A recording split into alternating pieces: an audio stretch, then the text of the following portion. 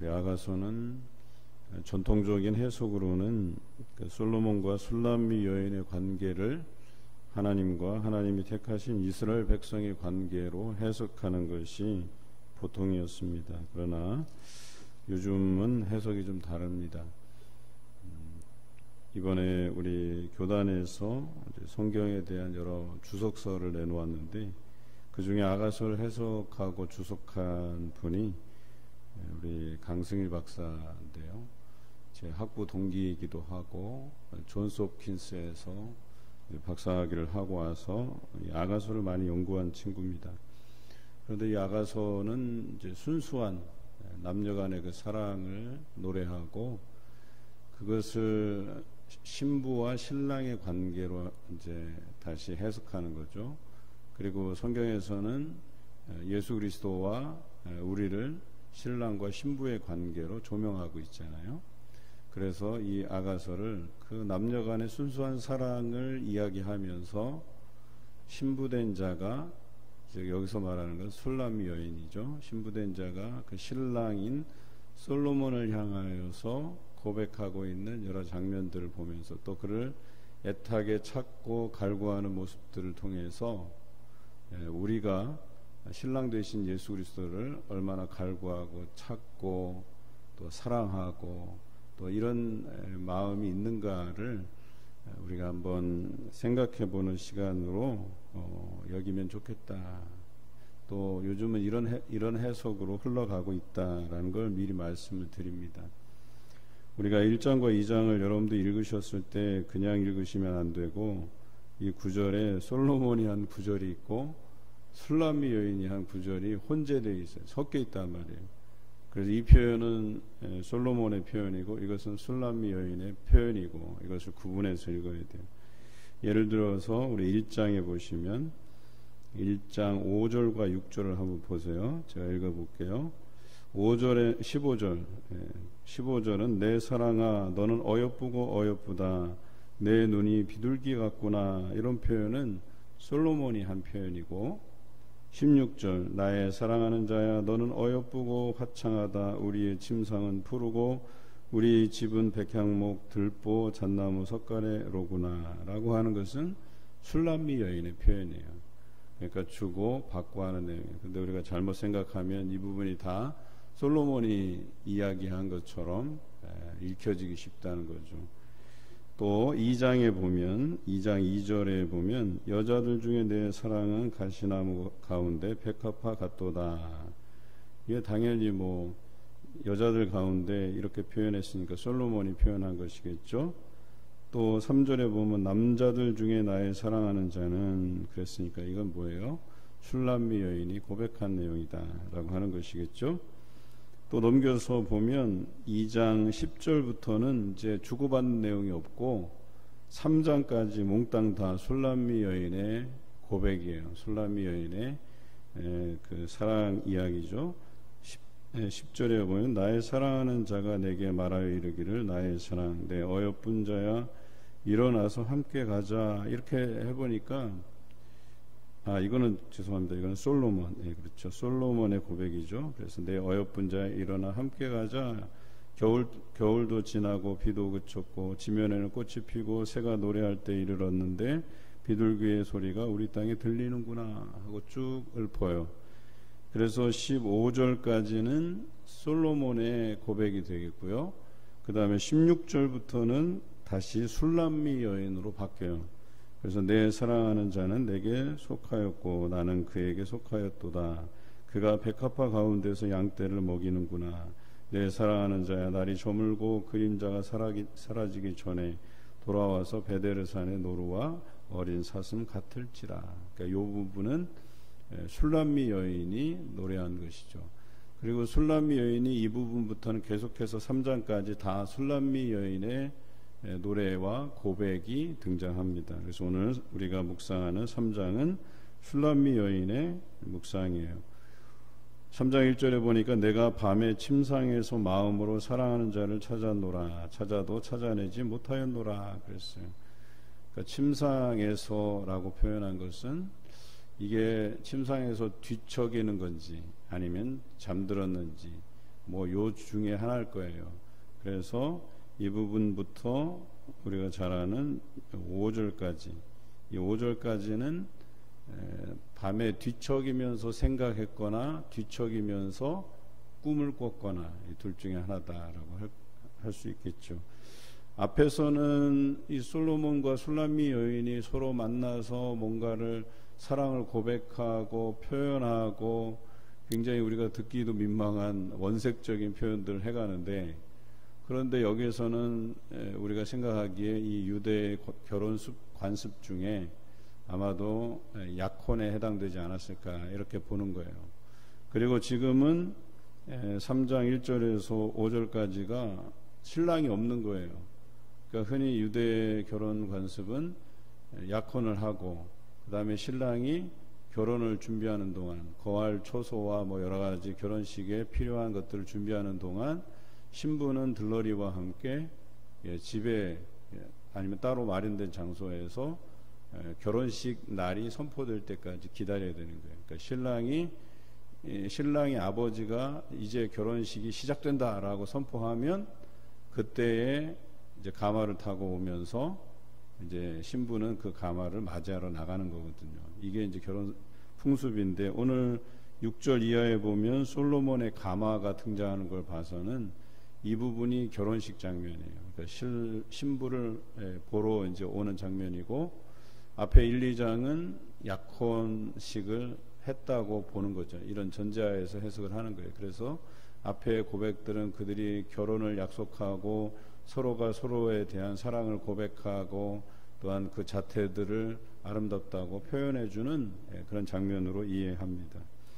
그런데 오늘 참 아름다운 장면은 3장 1절에서 5절까지의 표현이에요. 그가 이제 결혼을 앞두고 신랑 될 그 솔로몬을 생각하면서 정말 애틋한 마음으로 그를 기억하고 있는 거예요. 그런데 내가 밤에 침상에서, 그랬어요. 여기 밤이라는 단어가 복수로 되어 있거든요.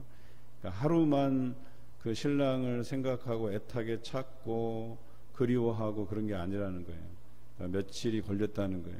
그래서 약혼을 하고 결혼까지 걸리는 그 시간들 동안에 날마다 신랑인 솔로몬을 그리워하고 또 찾고 꿈속에라도 그를 만나기 위해서 몸부림쳤다. 또 밤잠을 설쳤다, 뒤척였다, 이렇게 표현할 수 있겠죠. 얼마나 사모하면 얼마나 그리우면 그랬겠냐라고 하는 거예요. 여러분 결혼식 다 해보셨을 텐데 결혼식 때 어떠셨어요? 우리는 뭐 보통 약혼도 하기는 하지만 약혼보다는 이제 결혼식 날짜를 정하고 또 이렇게 준비하는 기간이 있잖아요. 여성은 신부 화장을 위해서 이렇게 미리미리 피부 관리도 하고 또 남편 될 사람하고 만나서 웨딩 촬영도 하고 또 신혼여행 준비도 하고 뭐 가구도 보러 다니고 뭐 여러 가지 하잖아요. 그런데 한번 생각해 보세요. 여러분들 결혼 전날 어떠셨어요? 뭐 잠을 잘 이루신 분들도 계시겠지만 그런 생각 해보셨어요? 막 정말 그리워서 애타서 잠이 안 오고 또 혹시라도 이제 여러분 연애 시절에 보고 싶어서 꿈속에라도 만나고 싶고 뭐 이런 생각 해보셨어요? 전에는 이런 편리한 도구들이 없지만 요즘은 뭐 편리한 도구들이 많잖아요. 뭐 전화도 있고 영상 통화도 할 수 있고. 근데 뭐 그 시절에는 뭐 그런 게 있었겠어요. 만나는 그 시간이 얼마나 소중하고 또 그 아내 또 신랑 될 사람을 바라보면서 얼마나 애틋했겠어요. 그런데 이제 결혼식을 앞두고 그들이 만나지 못하고 있을 때 술람미 여인은 그 신랑을 너무나도 보고 싶어서 꿈속에라서도 보고 싶어서, 그래서 여기 보면 2절에 보면 이에 내가 일어나서 성 안을 돌아다니며 마음에 사랑하는 자를 거리에서나 큰 길에서나 찾으리라 하고 찾으나 만나지 못하였노라. 그러니까 이게 꿈속을 거니는 거예요, 한마디로. 그래서 거리, 성안 뭐 이렇게 자기가 돌아다니는 거예요. 그러면서 그 신랑을 애타게 찾고 있는 장면을 여기 노래하고 있어요.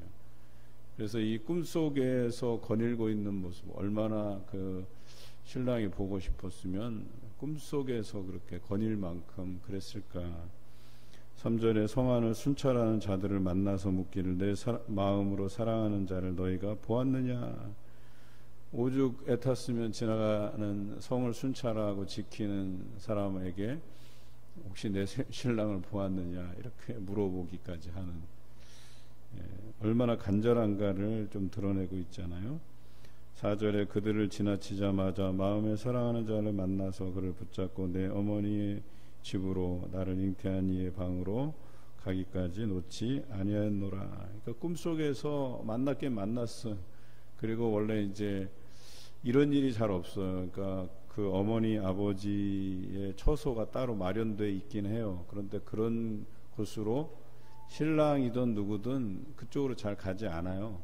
그런데 여기서 보면 그런 결혼 허락을 받기 위해서 그 어머니 아버지가 유숙하시는 곳으로 신랑을 데려가는데 그 손을 꽉 붙잡고 놓지 않았다는 거예요.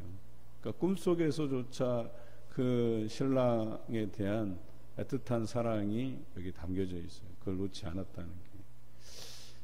여러분 이제 그 꿈 꾸다 보면 사랑하는 사람을 만났거나 참 좋은 꿈 같은 거 있잖아요. 여러분들 생각하기에 정말 마음 따뜻한 꿈을 꾸는데 깨고 싶지 않은 막 그런 순간들이 있잖아요. 그런데 탁 깨고 나면 굉장히 허탈하고. 근데 여기까지 보면 그가 꿈속에서 헤매고 그 간절함이 꿈에서조차도 이루어지는 장면을 보게 되는 거예요.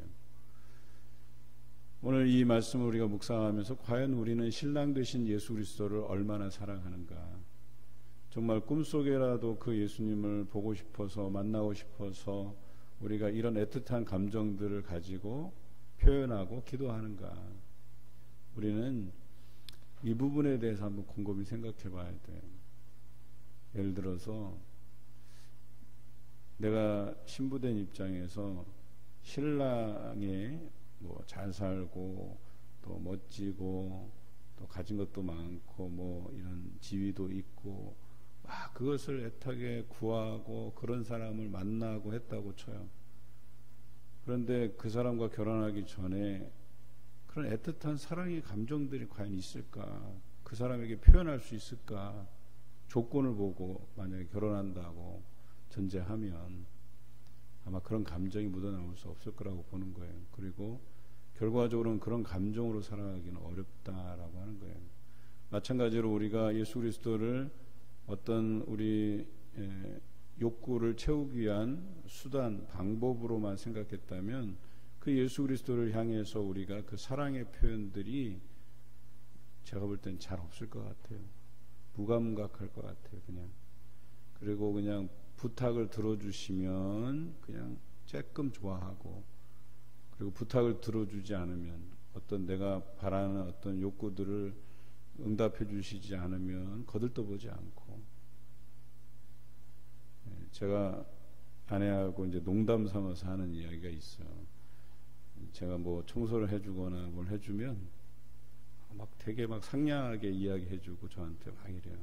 그런데 그 청소하는 게 다 끝나고 나면 아주 뭐 거들떠도 안 보여요.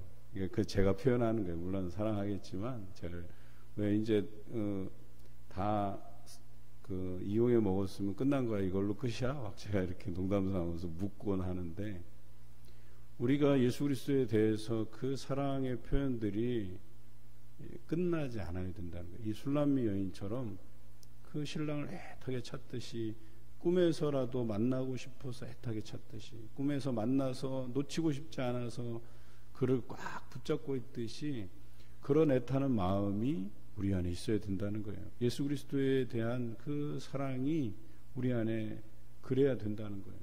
그런데 우리는 그런가 과연?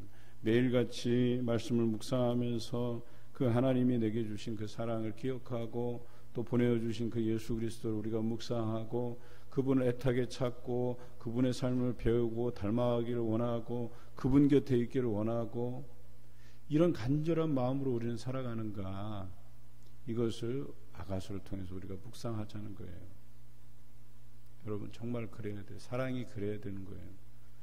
저는 이 지고지순한 사랑을 우리의 부부관계에서도 찾아야 된다고 봐요. 정말 사랑한다면 그래야 돼요. 아내가 우리 장인 어르신이 이렇게 별세하시기 전에 아프셨을 때 한 일주일간 가 있을 때 저는 여기서 혼자 아이들이랑 이제 밥해 먹고 있는데 꿈속에서도 정말 보고 싶더라니까요. 그러니까 여러 가지 불편한 상황들도 있고 또 그냥 옆에 있다 보니까 잘 모르는 거예요. 그 사랑의 감정들을. 물론 저도 이제 사랑한다고 자주 표현하기는 하지만 이렇게 자리에 없어 보니까 더 애타고 간절하고 그리워지고 그러더라는 거예요. 오늘 신랑 되신 이 솔로몬이 약혼을 하고 잠시 이제 결혼 준비를 위해서 떨어져 있을 때 여기서 오는 그 간절한 마음들을 우리가 생각해 볼 수 있어야 된다라고 하는 것이죠. 여러분들도 마찬가지예요. 여러분들의 그 부부 관계 안에서 서로가 서로를 향한 그 애틋함, 그 사랑의 감정들이 있어야 된다는 거예요. 그것이 바로 이 성경에 나오는 이 솔로몬과 술람미 여인의 그 관계에서 우리가 찾아볼 수 있어야 된다는 거예요. 과연 우리가 결혼할 때 서로를 사랑하는 마음으로 결혼했을까? 이런 부분들도 다시 한번 되짚어 봐야 돼. 그 사랑을 회복하지 않으면 한번 생각해 보세요. 우리의 사랑이 식어졌다? 흔히들 여러분들 생각하기로는 아예 사랑은 무슨 사랑인지 정으로 사는 거지, 뭐 자식 때문에 사는 거지. 아니에요. 사랑으로 사셔야 돼요. 언제나 사랑으로 서로를 보살피고 격려하고 걱정해주고 또 자리에 없으면 그리워하고 그런 마음으로 살아가야 되지 않겠습니까? 마찬가지로 신앙적인 부분에 있어서도 신랑 되신 예수 그리스도를 우리가 이렇게 간절히 사모하는 마음이 여러분 안에 식어지지 않고 지속되기를 주님의 이름으로 기원합니다. 오늘 5절에 보면 예루살렘 딸들아 내가 노루와 들사슴을 두고 너희에게 부탁한다. 사랑하는 자가 원하기 전에는 흔들지 말고 깨우지 말지니라. 여기서 노루와 들사슴은 아주 귀중한 존재, 여기서는 솔로몬을 뜻합니다.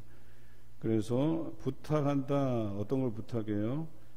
사랑하는 자가 원하기 전에는 흔들지 말고 깨우지 말라. 뭐 잠들었다는 게 아니에요. 이 표현은 이 결혼식을 회방하지 마라 이런 뜻이에요. 방해하지 마라. 그리고 여기서 부탁한다라는 히브리어는 싸우러 가다, 결연한 의지로 싸우러 나가다라는 표현에서 파생된 단어예요. 그러니까 부탁한다는 건 뭐냐면 니네들이 만약에 이 결혼식을 방해하고 회방 놓으면 내가 너희들과 친히 싸우겠다. 이런 결연한 의지를 여기 표현한 거예요. 솔로몬에게는 많은 여인들이 있었죠. 그 많은 여인들을 두고 한 말이기도 합니다. 그래서 그들이 혹 시기하고 질투해서 이 결혼식을 방해하면 내가 가만두지 않겠다. 내가 싸움하러 나가는 그 결연한 의지로 너희들에게 맞서겠다. 이런 뜻이거든요. 여러분, 예수 그리스도를 사랑하는 그 마음, 또 그 간절한 마음이 있는데 그것을 방해받는다? 거기에 대한 결연한 의지가 우리 안에 있어야 돼요. 뭐 방해하면 방해하는 대로 내가 그만 그 사랑을 좀 식어지더라도 그 상황을 받아들인다. 이거 너무 이상한 것 아니겠어요? 내 사랑을 방해하는데 내가 간절히 찾고 구하는 사람을 만나러 가는데 그것을 방해한다? 그럼 그것에 대해서 결연한 의지로 맞서야 돼요. 그런다고 해서 막 다투라는 얘기가 아니에요. 거기에 대해서 내가 이 굳은 심지를 보여주라는 거예요. 그 사랑, 변하지 않는 사랑, 그것을 보여주라는 거예요. 6절에 드디어 이제 솔로몬이 등장해요. 그래서 가마가 등장하죠. 그래서 많은 사람이 둘러싸여 있고, 그래서 거기에서 이제 행렬이 시작돼요. 그런데 그 행렬 안에 몰약과 유향과 상인의 여러 가지 향품으로 향내 풍기며 연기 기둥처럼 거친 들에서 오는 자가 누구인가? 그러니까 결혼식 풍습이 이러하고 또 이것은 왕의 행차에도 또 이런 뭐 향기 나는 것, 연기까지 그런 향품을 피우다 보면 연기가 나는데 그 연기가 가득할 만큼 그 왕의 행차를 이렇게 기념하는 거죠. 거기에 솔로몬이 등장하게 돼요. 그리고 10절과 11절에 보면 그 기둥은 은이요 바닥은 금이요 자리는 자색 깔개라. 그 안에는 예루살렘 딸들의 사랑이 엮여져 있구나. 그러니까 이 예루살렘의 딸들이라고 하는 표현이 바로 이 부인들, 여인들. 그래서 이 여인들이 또 다른 결혼식, 사실은 자기는 이미 결혼했는데 또 다른 여자를 맞이한다는 게 그들에게는 시기와 질투가 될 수 있지만, 여기서는 그들이 하여튼간 왕을 위해서 그것을 엮었다 이렇게 표현하고 있는 거죠. 그리고 11절에 시온의 딸들아 나와서 솔로몬 왕을 보라. 혼인날 마음이 기쁠 때에 그의 어머니가 심은 왕관이 그 머리에 있구나. 여기 시온의 딸들도 마찬가지예요. 다 이런 환영받는 그 결혼식에 대한 갈망도 여기에 표현되어 있는 거죠. 과연 나는 이 아가서의 말씀을 묵상하면서 내가 예수 그리스도에 대한 그 애틋한 사랑의 감정은 어떨까? 또 내가 이것을 방해받는다고 생각했을 때 우리는 결연한 의지로 이 신앙을 되찾기 위해서, 확고히 하기 위해서 얼마만의 노력을 해 나갈 것인가, 오늘 그것을 한번 묵상해 보시길 바라요. 그리고 여전히 예수 그리스도와 우리와의 그 관계에서 사랑을 우리가 확인하고 또 이것이 많은 사람에게 축복받고 환영받는 그런 관계로 지속되고 있는가, 우리는 이것을 발견할 수 있어야 돼요. 이런 표현 쉽게 표현하면, 내가 볼 때 아우 당신은 정말 예수님께서 당신을 너무나도 사랑하시는 것 같다고, 너무나도 어여삐 여기시는 것 같다고, 이런 표현을 들을 수 있어야 된다는 거예요. 여기서 보면 많은 다른 사람들이, 즉 솔로몬의 그 부인만 1000명이죠. 1000명. 그러니까 그런 많은 사람들이 가마를 꾸미고 다 장식을 하고 이 지나가는 거리에 꽃을 뿌리고 또 단장한 신부를 위해서 축복하고 이런 장면이거든요. 그런데 과연 우리와 예수 그리스도의 그 관계를 옆에 다른 사람들이 시기하거나 질투하는 것이 아니라 축복하고 또 더 잘 되기를 바라고 이런 마음으로 환영해주고 있는가? 저는 여러분 이것이 또 중요하다고 봐요. 우리 예수 그리스도께서는 여러분들을 다 사랑하시잖아요. 이것은요, 샘낼 만한 감정이 아니라는 거예요. 왜 저 사람만 사랑하는가? 그것은 우리 안에 비교의식이 있기 때문에 그래요. 여러분 비교의식 같은 거 다 내려놓으세요. 특별히 뭐 성경에서도 보면 자기는 하나님 앞에 많은 예물을 드린 것과 어떤 가난한 과부는 두렙돈을 드린 것, 그런데 그것을 공평히 보시는 하나님이시잖아요. 똑같은 거예요. 여러분이 어떤 초라한 모습으로 오든 화려한 모습으로 오든 그것과 관계없이 정말 중요한 것은 예수 그리스도에 대한 그 사랑을 우리가 가지고 이 자리에 오는가, 이것이 더 중요한 거예요. 그리고 그 사랑을 통해서 예수 그리스도께서 우리를 사랑해 주실 때, 또 누군가를 사랑할 때 우리가 그것에 대해서 시기나는 감정으로 바라볼 필요가 없는 거예요. 축하해주고, 정말 예수님께서 너를 사랑하시는가 보다, 너에게 이런 응답을 주시고 너를 이렇게나 사랑하시고 건강을 회복시켜 주시고 삶에서 부족함이 없이 채워주시고 또 좋은 직장에 취직하게 하시고 또 그 여러 가지 삶에서 많은 부분들을 형통케 하시는 부분을 보면서 우리는 그것을 오히려 기뻐함으로 받아들일 수 있어야 된다. 환영하면서 받아들일 수 있는 신앙이 된다라고 하는 것이죠. 오늘 이 두 가지를 잊지 마시기 바라요. 내가 예수 그리스도를 향한 그 사랑, 또 누군가의 그 예수 그리스도께로부터 받는 그 사랑을 시기하지 않고 나도 동등하게 사랑하시는 그 예수 그리스도를 바라보는 귀한 하루가 되시기를 주님의 이름으로 기원합니다.